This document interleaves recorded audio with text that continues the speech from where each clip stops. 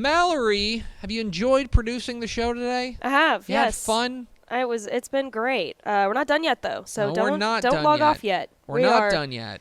Not. Because we are going to preview the college football weekend by answering some college football burning questions. We've got four conference championship games to preview this week. Mm-hmm.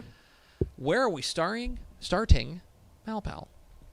First one, we're going to start with the Conference USA Championship. Western Kentucky taking on UTSA this Friday at 6 p.m. You can watch this game on CBSSN. If you remember from last week, Tepper, North Texas, beat UTSA 45-23. So, Why'd you say it like that? because still on the Still excitement. high. Yeah. So the question: what lessons do you take from last week's UTSA loss to North Texas? I think there's a couple of lessons that are probably indicative of what we can see here. Mm-hmm.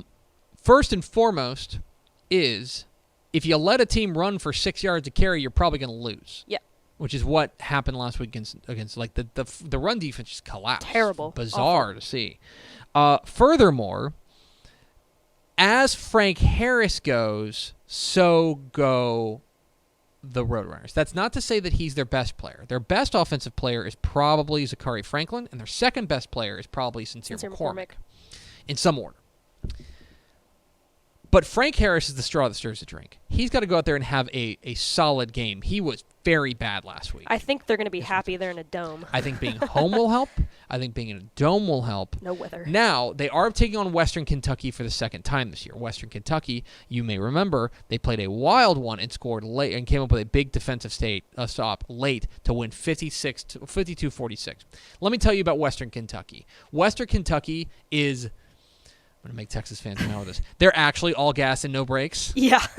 They are actually all gas and no brakes. Their offense is absurd. Bailey Zappi and all the playmakers they've got there, their offense is incredible. Their defense leaves a lot to be desired. The plays are going to be there for the offense. This is going to come down to the secondary, which last week was not, I mean, Austin Aune was okay, but he was not the reason they got drilled. No, it was the running game for sure. I think it's important for UTSA to start fast. I think it's important for UTSA to be in the positives in the turnover margin. And I think it's important for them to make sure that they are a team that is not trying to chase. Because if they are chasing, Western Kentucky is happy to just get into a shootout when you're never going to catch up. Mm-hmm. They've got to start fast. I think being at home helps. I think all those things. I think UTSA is going to win Conference USA. I think they're going to win.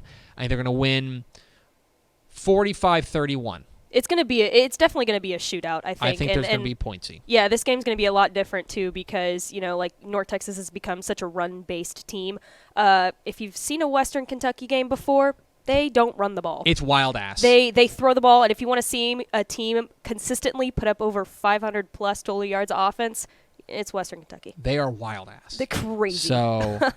It's really important for UTSA to start fast. Don't get behind because Western Kentucky is not the team that lets you get off the mat. They will just keep scoring and pouring it on. Right. So, yeah, go Roadrunners. Yep. What's next, Malpal? Our next conference championship, the Big 12 championship, Baylor taking on Oklahoma State this Saturday at 11 a.m. You can watch this game on ABC in a rematch of this game as well. If Baylor is to win the Big 12 title, what must be different from its first meeting with Oklahoma State? Yeah, it's interesting. You go back to October 2nd. That is when Baylor, who was then undefeated, went to Stillwater and lost 24-14. Mm-hmm. And that was I don't know if you remember that game. That was a truly, genuinely bizarre game. Yep. A bizarre game from them.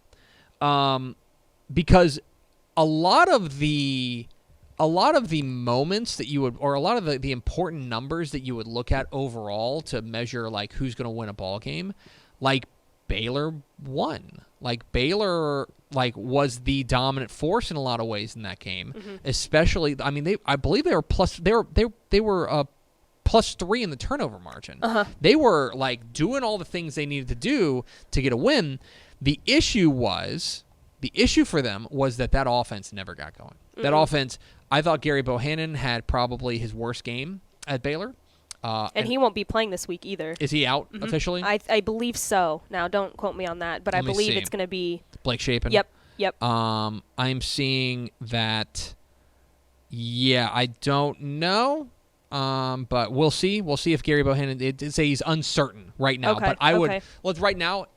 So if your options are Blake Shapen or a banged up Gary Bohannon, I'm going with Blake Shapen. maybe you do. I don't know if there's a huge difference. Is the thing. You know what I Right. mean? If you're- So, what's got to be different? I think the defense actually played pretty darn well. You know, forcing 3 turnovers. They held. So they picked off Spencer Sanders 3 times. But they have got to get off the field on third down. Yes. That is the name of the game. They've got to get off the field on third down because Oklahoma State was 8 of 19 on third down last time. Baylor was 3 of 15. They converted 3 times. That's got to change. Yes. You got to get that closer to even. And then you've probably got to get the best game yet out of Blake Shapen. I like Oklahoma State. I think Oklahoma State's defense, and I think they're playing. They know they're playing for a spot in the playoff. Likely, not for certain, but they at least give them a shot at the playoff. Yep. I like Oklahoma State. I think it's still going to be pretty low scoring. I could see something like 27-20, something like that. But I do like Oklahoma State in this one. Yeah. What is next, Malpal? Up next, we've got another conference championship game, the AAC Championship. Houston playing Cincinnati this Saturday at 3 p.m. You can watch this game on ABC. The over-under, 150.5 rushing yards for Cincinnati. I say absolutely not. Under. You're taking under? Absolutely. So here's the thing. This is a Cincinnati team that they lean a lot on Jerome Ford, the running back, but then also Desmond Ridder, their quarterback, is a dual threat guy who can take off and run with it when he needs to as well. This is a team that is pretty efficient running the ball. They don't do it a ton, but when they do, they're effective at it. In fact, let me see if I can look this up where they rank nationally as far as rushing offense is concerned. Yards per carry, they are 20th in the nation. Yeah, they're in the top. Yards per carry. I mean, they run the ball really effectively.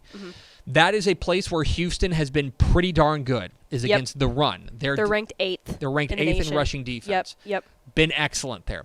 That's where this game is going to be won or lost, is that they have got to, I think it's pretty fair to assume that Desmond Ridder is going to get his through the air. He's going to be able to make some plays. If they're able to throw the ball and run the ball, that's a bad news bear situation for Houston, especially on the road. Yep. I think a lot of this is going to be about weathering the early storm. You're going on the road to Cincinnati. This is the biggest game in Cincinnati history. It's going to be jumping there. What was it called? Nippert Stadium? Yeah, something like that. Yeah, it's going to be jumping there in Cincinnati. You have got to weather the early storm because that's what SMU didn't. SMU got socked in the mouth, and it was over. Yeah.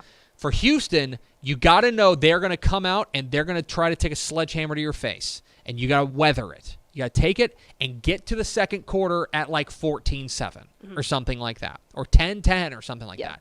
Go out there and weather the early storm, and you can win this game. I still like Cincinnati. I think they've got too much on the line in this one, and I think that they are a team that I think what you saw – Cincinnati strikes me as a team that plays to the level of their competition. Yes, absolutely. You see, like Tulsa, they screwed around and nearly lost. Navy, they screwed around and nearly lost. Yeah. But Notre Dame, they played awesome. Well, I was going to say SMU, they played awesome. Yeah. I was going to say, too, that, speaking back to the Houston's defense, I think the last time that Cincinnati has actually faced a great defense was against Notre Dame, a great rushing defense against Notre Dame. And Notre Dame, I think, held them to under 100 rushing yards. So that's the last time that I think Cincinnati has faced a great defense. I agree. So they've look what happened. So right. So they've got a chance. I'm not burying Houston by any regard or by any measure, but for Houston, it's got to start. I think defensively, it's got to start with that front seven. Don't let them operate. Make them one-dimensional. Yep. You know Desmond Ridder is going to be out there slinging it. Make sure they're not able to do everything in their playbook. I also think problematically for Houston, I think this is a minor thing, and maybe you didn't think about this. Maybe nobody else did. Maybe this only exists in my brain. I think Marcus Freeman being hired at Notre Dame is really good for Cincinnati in the sense that if they had held out and not named the coach, then Luke Fickell was going to be all over that job. Yep. And you want to talk about distractions, you want to talk about, all the things surrounding a program. I think the fact that he's not going to be taking the Notre Dame job, not to say he won't take another job, but he won't be taking the Notre Dame job where he would have been really tightly linked. I think that helps Cincinnati in that situation. And you see what all these outside noises do to these teams. Like, just look at SMU and TCU, and they found out about the coaching noise and stuff. I mean, it's really just a mental game, too, at that point. Absolutely. So. All right. What's our last one, Malpal?